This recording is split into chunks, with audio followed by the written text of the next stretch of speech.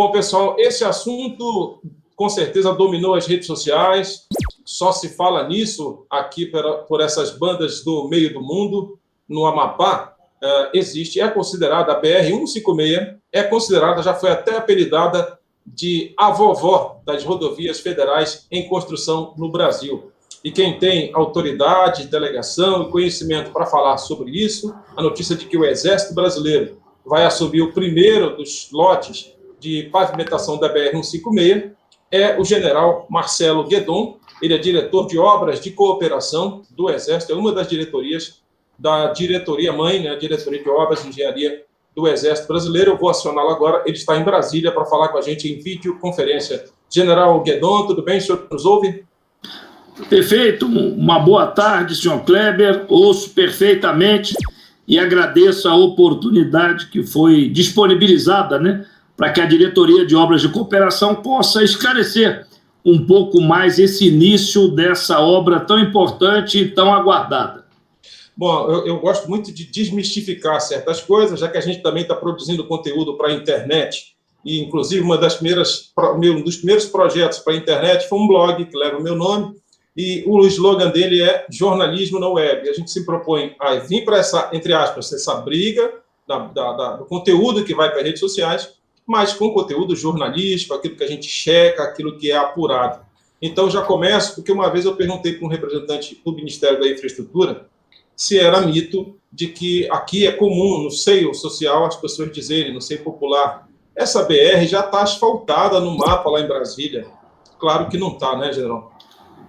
Perfeito, exatamente. É revestimento primário, que é o termo técnico, né, para uma rodovia implantada, mas que ainda não tem a pavimentação, que vai ser, no caso, em asfalto, né, em concreto betuminoso usinado a quente.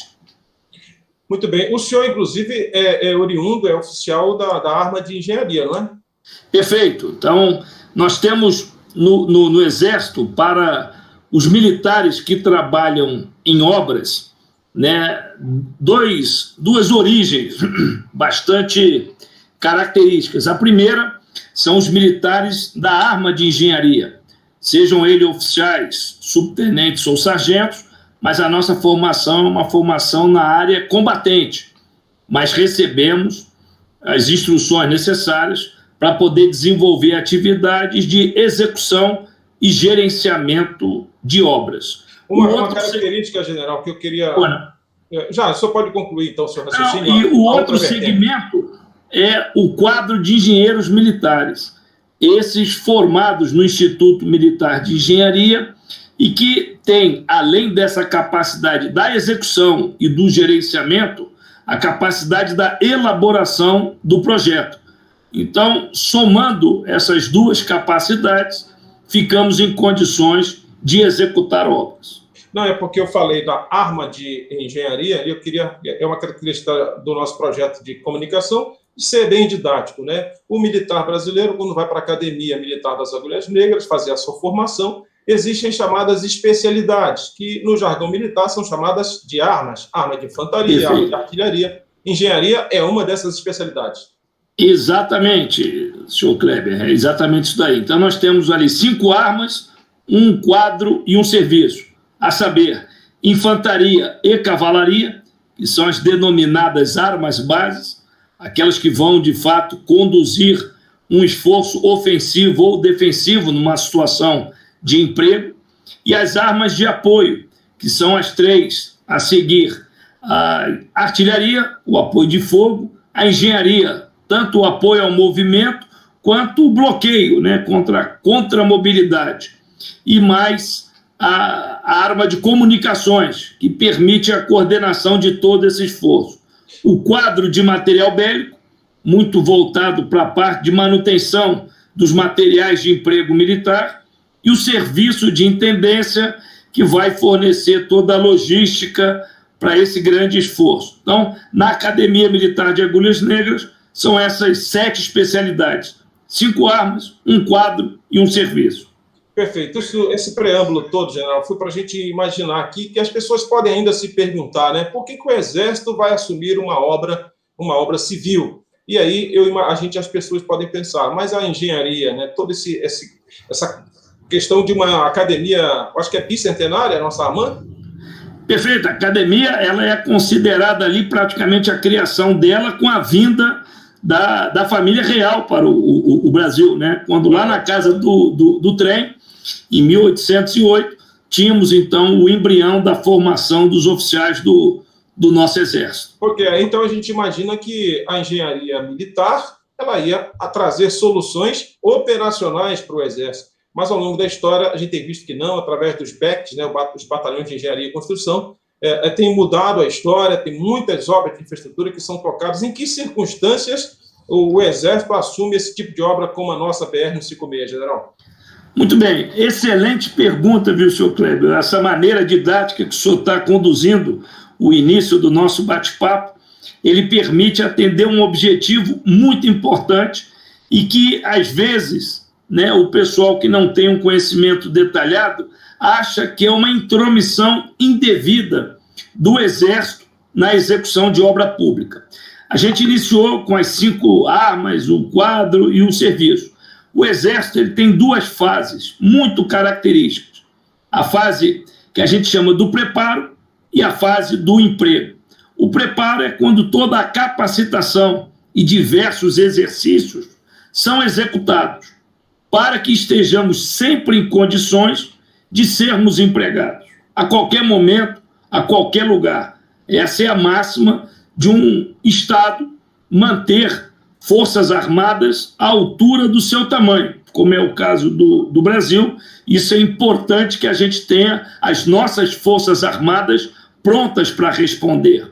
Então, vendo que qualquer ação do Exército na fase do emprego, num país de dimensões continentais, vai exigir deslocamentos bastante extensos, nós chamamos isso a fase da concentração estratégica, quando meios de várias regiões do Brasil são mobilizados e deslocados para outros pontos. A engenharia ela tem que ter a capacidade naquele momento de executar obras em proveito dessa concentração estratégica. Então, são obras rodoviárias, são obras de infraestrutura aeroportuária, são obras até mesmo fluviais, de construção de pequenos portos, obras ferroviárias, para que a gente possa fazer deslocamento de efetivos muito grandes, com muito material, num curto espaço de tempo. Então, nós temos que ter essa capacidade. Senão, eu teria uma força altamente capacitada, mas que ficaria imobilizada. E como é que a gente consegue isso? Que a engenharia aprenda a executar este tipo de obra de infraestrutura? Fazendo. Só que é caro fazer uma estrada, é caro fazer uma pista de pouso, é caro fazer uma ferrovia. O orçamento do Exército ele tem as suas limitações, como todos os outros ministérios, né? O Exército, dentro do Ministério da Defesa, também tem. Temos prioridades em todas as áreas, na educação, na saúde, e que a defesa também é uma prioridade e tem sido atendida. Mas se nós onerarmos ainda mais esse orçamento, ficaria mais difícil para a gente ter um exército e a sua engenharia bem adestrada. O Brasil, desde lá atrás, ainda no Império, passou a empregar o exército na execução de obras. Isto só vem sendo aperfeiçoado. A lei é de 1880. Então, nós já estamos ali, né, há 140, 150 anos trabalhando nesse modal, que é buscar parcerias com órgãos da administração pública federal, às vezes estadual e também municipal, amparado em lei, tanto na Constituição quanto nas 2 leis complementares, que permitem ao Exército executar obras em parceria com outras instituições do nosso Estado. Então, a 156 é um excelente exemplo. Só veja bem, além da nossa necessidade de ter uma ligação eficiente entre Macapá, Oiapoque, Macapá, Laranjal do Jari, interessa ao Exército, sem sombra de dúvida. A gente tem uma atividade nessa região para assegurar a nossa soberania. E o Estado brasileiro também. O senhor até comentou que era a vovó, né, das rodovias federais. Exatamente.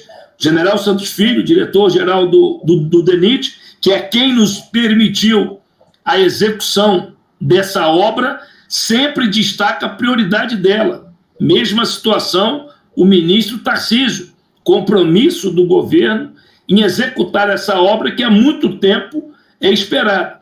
Então, quando o senhor consegue juntar dois interesses, o Exército no seu adestramento, o DENIT na necessidade de fazer a obra, o orçamento da obra vai ser praticamente o mesmo.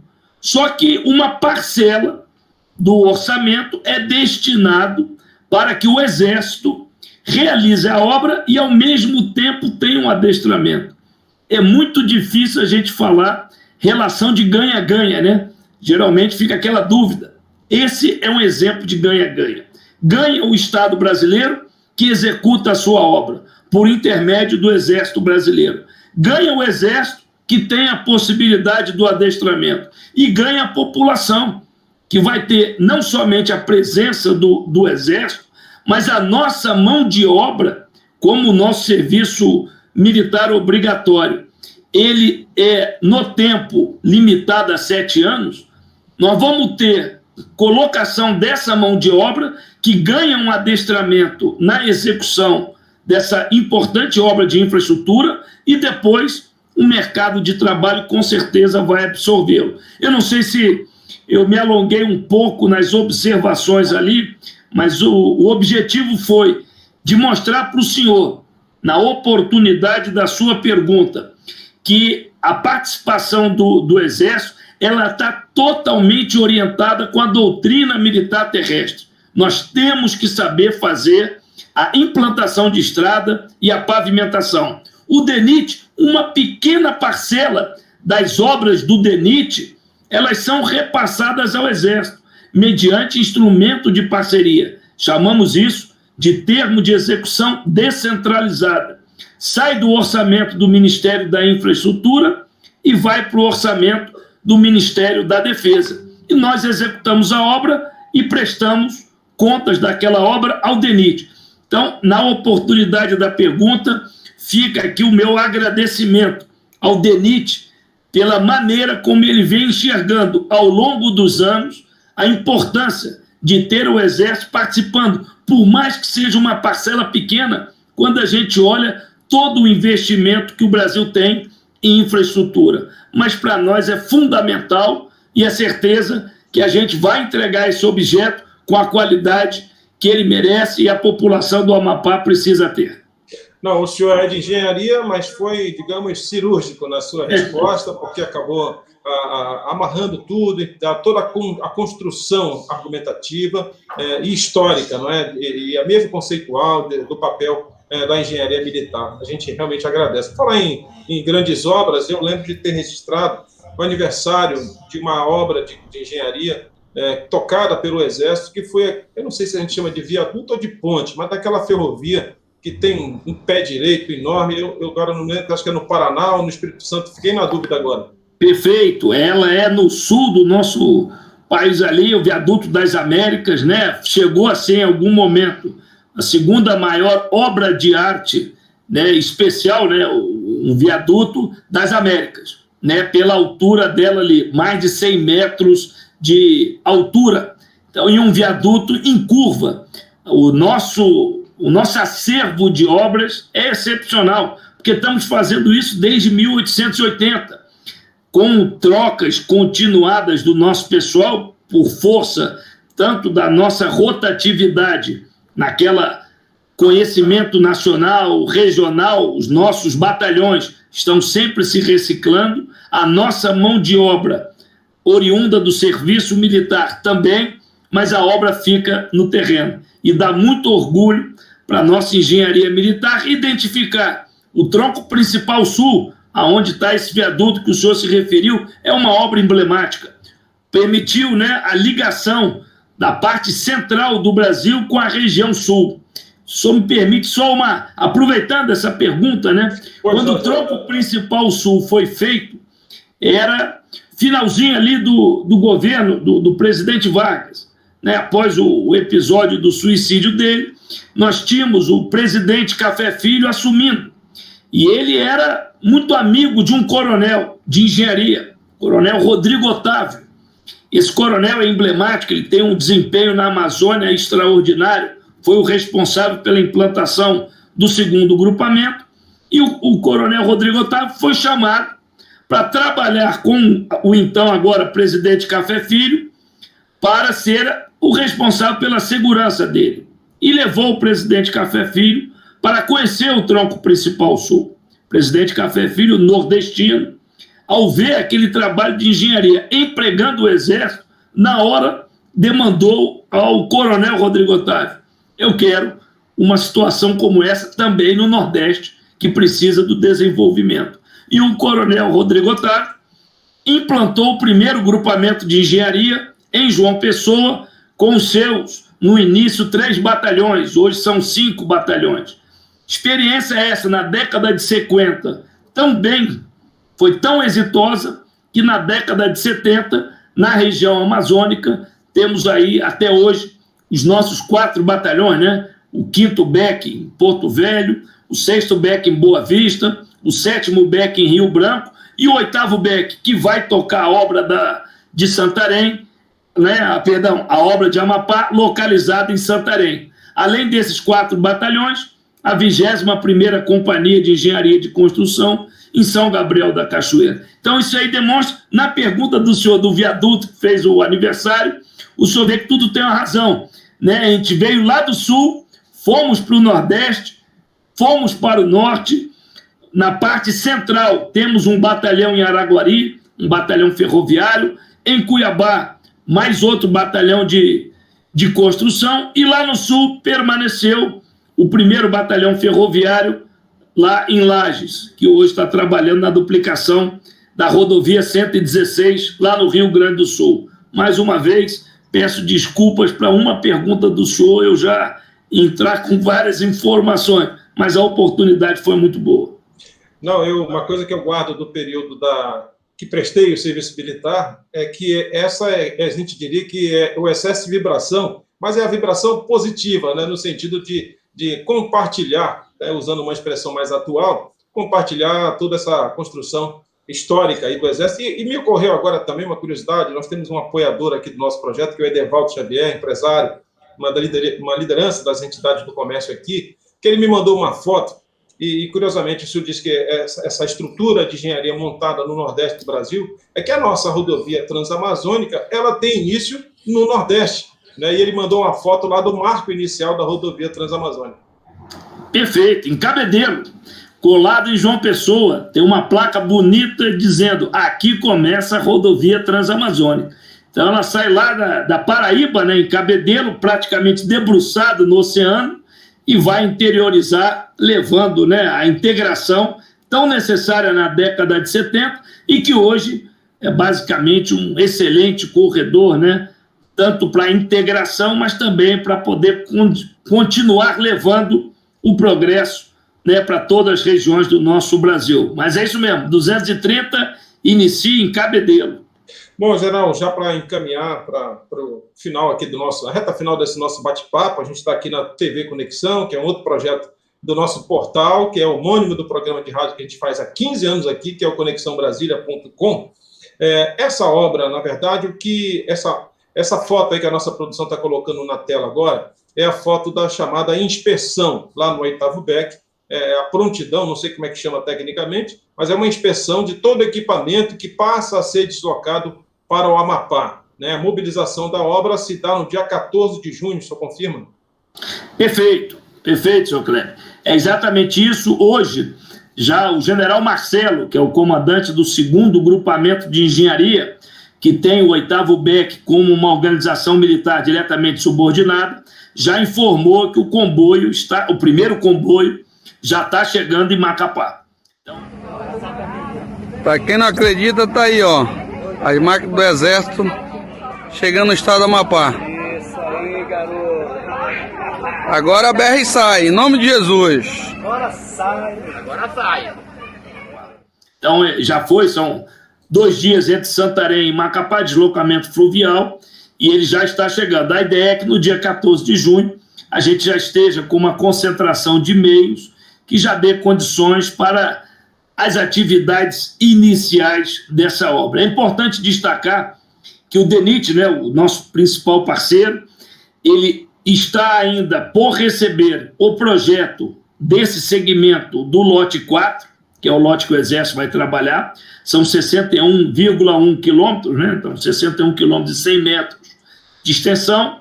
Ele vai do entroncamento, né, do trecho da 156 com a BR-210, um pouco ao norte de Macapá, e vai em direção a Laranjal do Jari, nessa extensão de 61 quilômetros. São 10 pontes que nós temos hoje nesse segmento, 10 pontes de madeira, e que elas serão substituídas por pontes de concreto. O plano de trabalho atual, plano de trabalho é aquilo que é o orçamento da obra, é apresentado ao DENIT, tendo por base um projeto, ou no caso, o anteprojeto. Então, essas 10 pontes, elas não estão no escopo do nosso plano de trabalho. O DENIT vai, num primeiro momento, buscar a terceirização. Enquanto o Exército vai fazendo a terraplenagem e a pavimentação, o DENIT deverá conduzir um processo licitatório para as 10 pontes. Estamos ainda em conversação com o DENIT para fazermos alguma experimentação com ponte metálica, né? A região, às vezes, ela poderá receber ponte metálica ao invés de ponte de concreto. Isso ainda está na fase do estudo. Mas o mais importante, senhor Kleber, nós não temos ainda o projeto aprovado pelo DENIT. Ele está em elaboração e a coordenação feita com o DENIT foi justamente essa. Iniciamos a mobilização, preparamos o canteiro, são essas atividades iniciais. O DENIT deverá receber da empresa que está elaborando o projeto executivo o primeiro segmento desses 61 quilômetros. Não se tem ali alguma coisa ao redor ali de 7 quilômetros de extensão. O DENIT recebe as disciplinas agora no início do mês de junho e repassa ao Exército para que DENIT, Superintendência Regional do Amapá, junto com o Exército, que já estará no terreno, faça uma revisão do projeto, confirmem o projeto no terreno.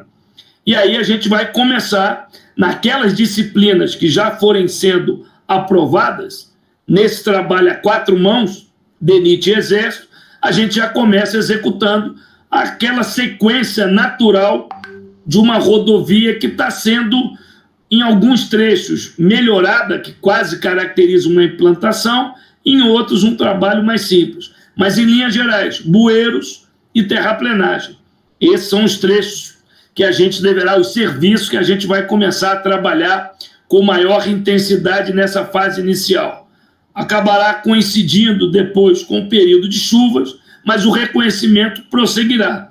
A coordenação feita com o DENIT, nessa excelente definição que o senhor colocou no início, né, a vovó das rodovias, o ministro Tarcísio foi bem claro na última reunião que ele teve com o general Arruda, que é o chefe do Departamento de Engenharia.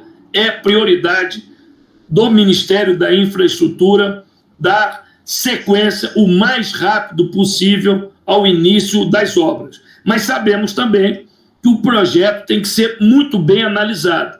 Então nós estamos buscando encurtar o tempo. A gente poderia esperar em Brasília, aqui a diretoria, e o 8º BEC em Santarém, que o projeto ficasse pronto. E depois nós teríamos que mobilizar, instalar canteiro, reconhecer. Então nós estamos ganhando tempo nesse primeiro momento para que a tropa já vá para o terreno, já se adapte, já arrume o canteiro de trabalho e faça um reconhecimento detalhado de toda a extensão dos 61 quilômetros. E com mais intensidade no segmento que a empresa projetista irá entregar nesse início de junho. Então, eu sei que a expectativa é muito grande. Tanto que o senhor mesmo colocou que a matéria que o senhor difundiu foi o segundo colocado, né, em termos de identificação, visualização, pelo o interesse que o assunto desperta. E como o senhor está nos oferecendo esse excelente espaço, nós vamos estar sempre prontos para esclarecer o que não começou, o que está demorando, para que a gente explique. O Exército tem um lema: obra boa é obra pronta. Mas para ficar pronta, a gente tem que fazer exatamente como está no projeto. Como esse projeto está na sua fase final de elaboração e depois o DENIT analisa ele com muito detalhe, nós vamos estar participando junto. Então, essa expectativa de ver uma pavimentação asfáltica nos próximos meses, eu só pediria que o pessoal entendesse que tem uma sequência de execução, são bueiros, com certeza, de grande dimensão. O senhor conhece a região muito mais do que eu, a chuva aí ela é intensa, e se tiver mal executado por alguma razão, falha nossa como executante, ou um projeto que tinha que ser aperfeiçoado, a gente tem uma dor de cabeça muito maior lá na frente, o que não gostaríamos. E a intenção do 8º BEC é, de fato, ter no Amapá, né, o seu lar para os próximos anos. O 8º BEC está concluindo a obra da 163 no Pará. Essa pergunta que eu ia fazer para o senhor agora, né? Vai sair de uma obra histórica, emblemática, para outra. Exatamente. E ele vai ficar com a prioridade, quase que eu diria a exclusividade, aí no Amapá. Isso é muito importante para um batalhão. Ele concentra o seu esforço de Santarém, ele só olha para o norte. Isso vai ser muito bom. Excelente. Bom, deixa eu comentar algumas coisas aqui a respeito do que o senhor falou agora. Essa coisa de chamar a rodovia da vovó, a vovó das rodovias federais, há alguns anos atrás, um outro projeto editorial de sucesso aqui do grupo de comunicação que a gente pertence, é a Revista Diário. A gente publicou uma matéria, produziu uma grande reportagem, e o juiz federal, que é o entusiasta aqui, que é o juiz João Bosco, que conseguiu de uma maneira muito proativa, muito diferenciada, né? Ele é muito inquieto com essas coisas. Aquela máxima de que o judiciário só age quando provocado, ele tem uma postura diferenciada, ele vai para dentro do problema e ajudou muitas fases dessa obra a destravar, por exemplo, questões de licenciamento, a parte do projeto executivo que o senhor está se referindo agora. Então, faço esse recorte aqui também. Então, vem de lá, a partir dessa entrevista, aí os historiadores começaram a dizer, olha, se for calcular desde que quando o Marechal Cândido Rondon disse que era importante ter uma saída em direção às Guianas, já se vão quase 80 anos. A história é muito importante. Quando a gente quer entender melhor uma situação, olha para trás, né? Faz a análise histórica, a explicação vai estar sempre presente nessa análise que foi feita. O senhor também tem chamado a atenção dessa necessidade de que a rodovia, de fato, cumpra o seu papel. Ela já está implantada, mas a gente sabe da dificuldade na região amazônica. Uma rodovia com revestimento primário, ela não assegura uma ligação terrestre permanente. No período de chuva, a insegurança é muito grande. Então, a presença do Exército nesta fase inicial também trará um pouquinho mais de conforto ao usuário nessa percepção de que vamos estar presentes nesses 61 quilômetros. O DENIT sempre nos repassa algumas demandas relacionadas a uma melhoria durante a execução da obra de alguns trechos que estariam no cronograma um pouco mais para frente, e a gente acaba atendendo a essa priorização que o DENIT faz e que com certeza é fruto de observações dos usuários que diariamente necessitam da rodovia para se deslocar, né, nesse trajeto Laranjal do Jari até Macapá.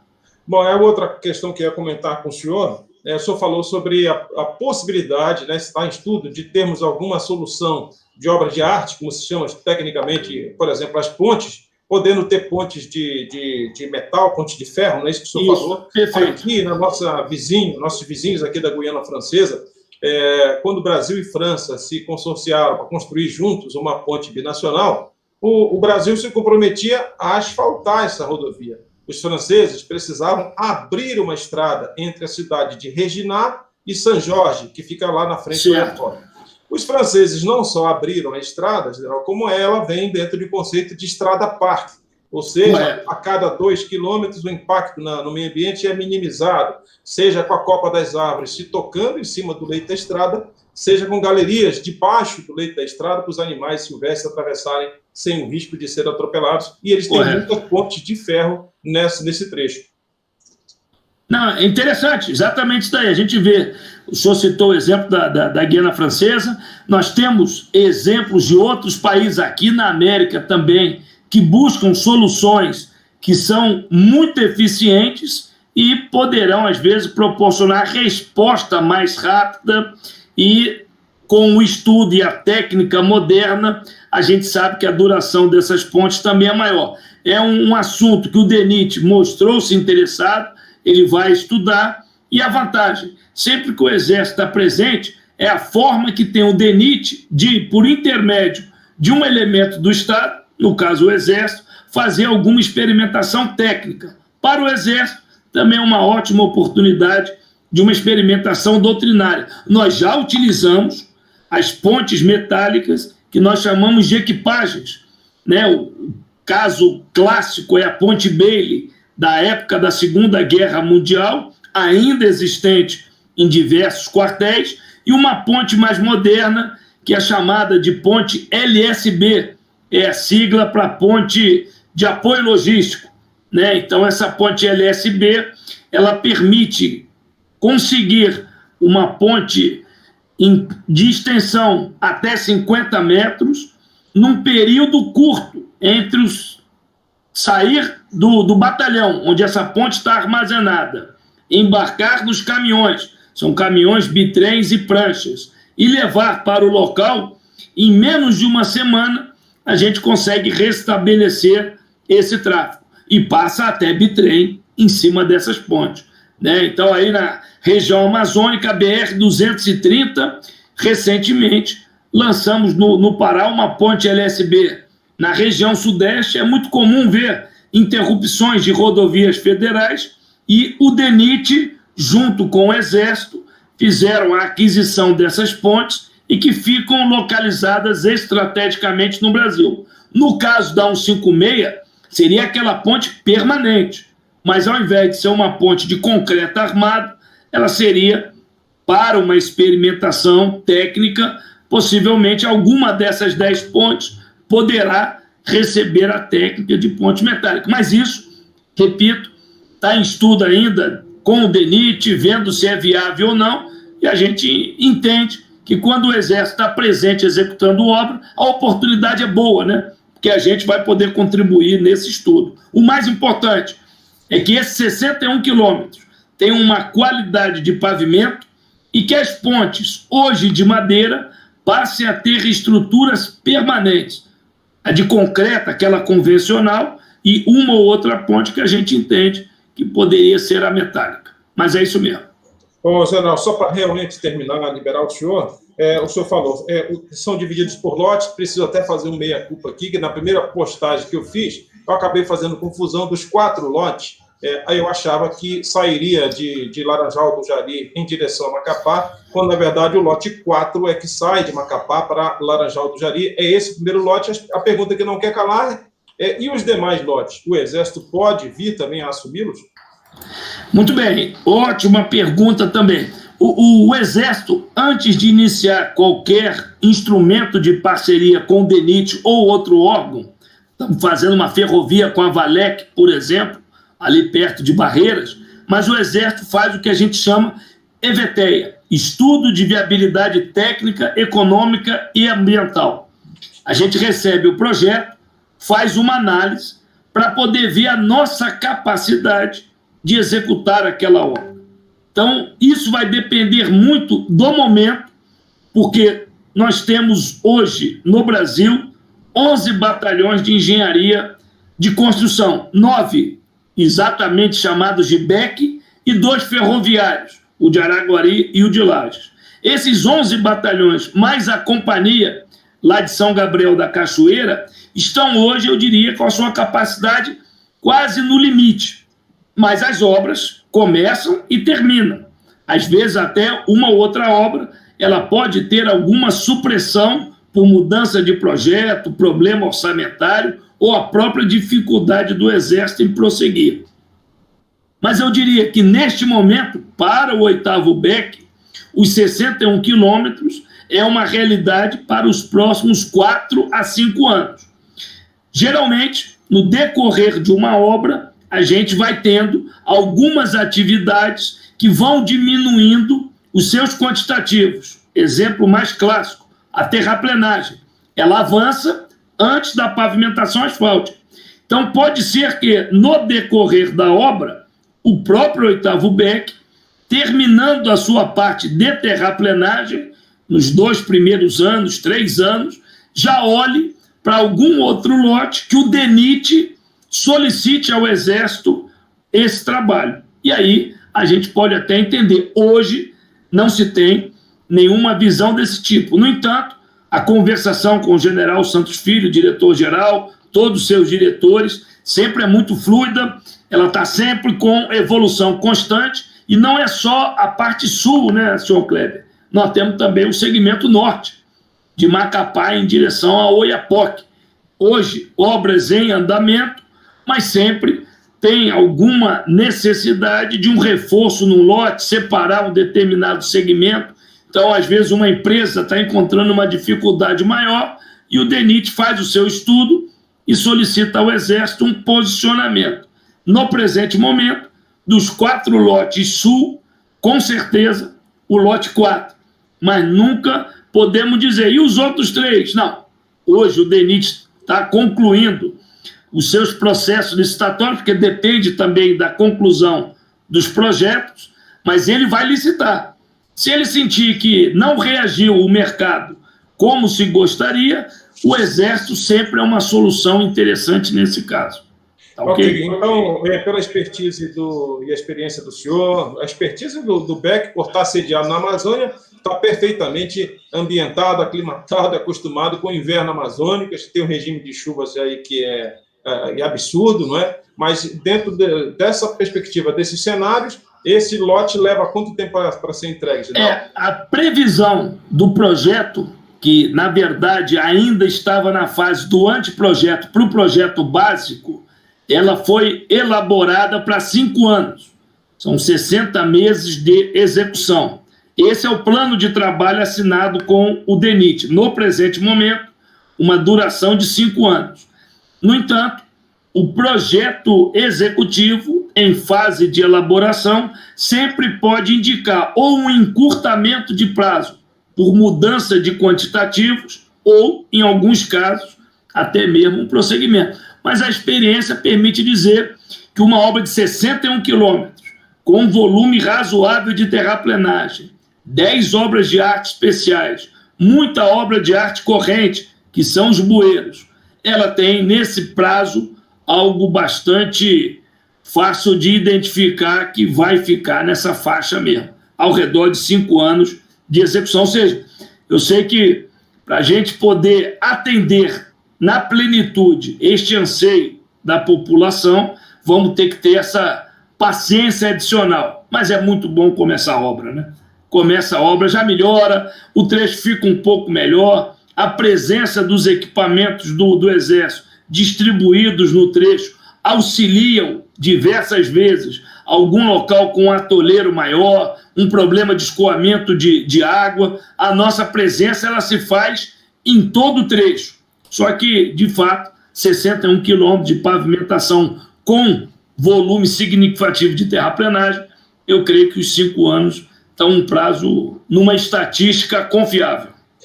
Exatamente. Marcelo Guedon é diretor de obras de cooperação da Diretoria de Engenharia e Construção do Exército Brasileiro, falando com a gente direto de Brasília.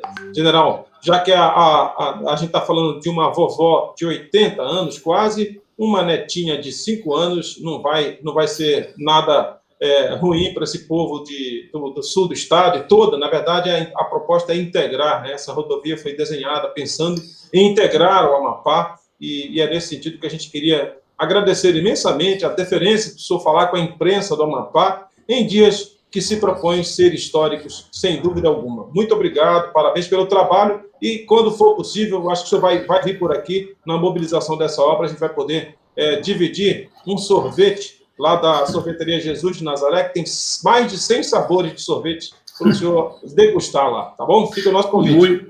Muito obrigado, senhor Kleber. Ficou muito claro nesse nosso bate-papo que o senhor é um comunicador de mão cheia, né? O senhor consegue transmitir com muita facilidade, objetividade, né? Essa última analogia que o senhor faz aí, né, da vovó com a netinha, permite a todo mundo justamente falar, são 80 anos, mas vamos começar a obra.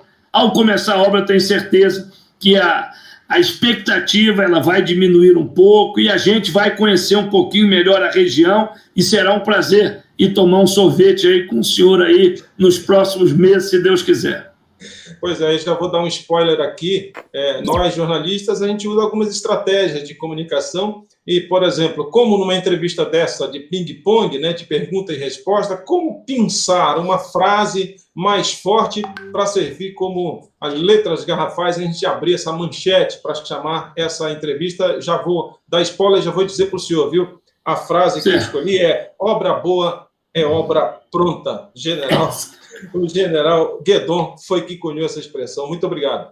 Muito obrigado. Um forte abraço para o senhor e para todos os ouvintes do senhor aí. Muito obrigado pela oportunidade. Fique com Deus. Um abraço. Selva, como diz aqui. Selva. Um abração. Tchau.